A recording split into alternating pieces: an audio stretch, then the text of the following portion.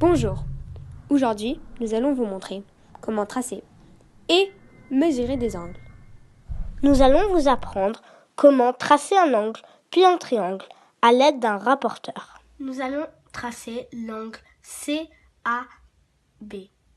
dont l'angle ABC égale 35 degrés, l'angle CAB égale 100 degrés et la demi-droite AB égale 8 cm.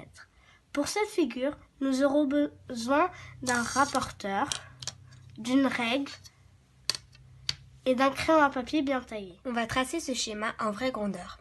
Ce schéma va aussi nous permettre d'avoir une meilleure idée de comment va ressembler notre figure et pour voir après si notre figure correspond à notre schéma.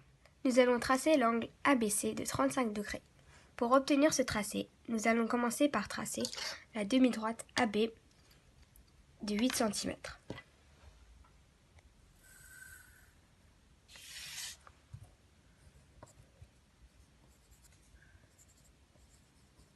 Ensuite, nous allons placer le centre de notre rapporteur sur le point B, comme ceci, en bien faisant attention que le rapporteur est aligné à la demi-droite.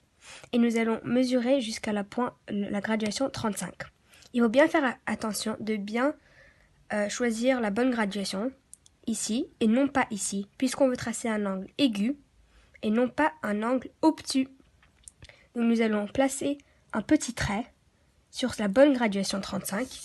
Et pour finir cet angle, nous allons relier les deux points.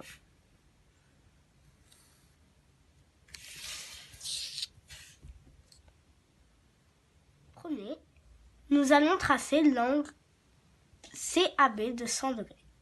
En premier, il faut placer le centre de son rapporteur sur le point A.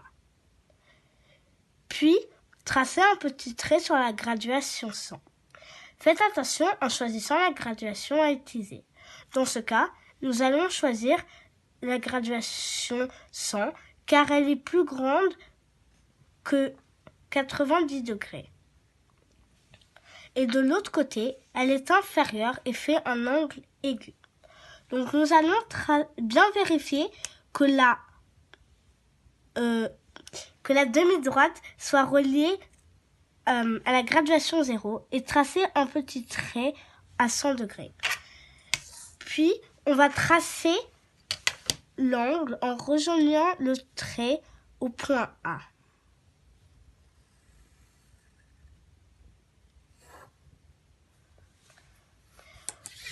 Nous pouvons toujours prolonger les demi-droites pour qu'elles se rejoignent.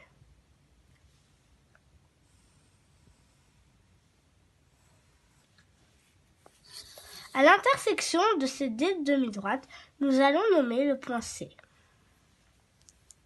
Il ne faut pas oublier de coder.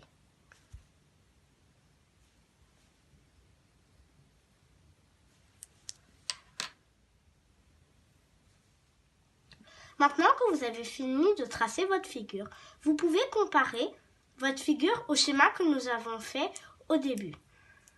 Nous allons vérifier que l'angle CAB mesure 100 degrés, que l'angle ABC mesure 35 degrés et que la demi-droite AB mesure 8 cm. Nous vérifions que l'angle CAB est un angle obtus, que l'angle CBA est un angle aigu. Comment construire un triangle à base d'un angle? Nous allons vous montrer comment mesurer un angle à l'aide d'un rapporteur. Nous allons mesurer l'angle MCF. Pour mesurer cet angle, nous utiliserons un rapporteur. Nous allons prendre notre rapporteur et le poser sur le sommet de l'angle. Nous allons bien vérifier que le zéro du rapporteur est bien aligné à la demi-droite.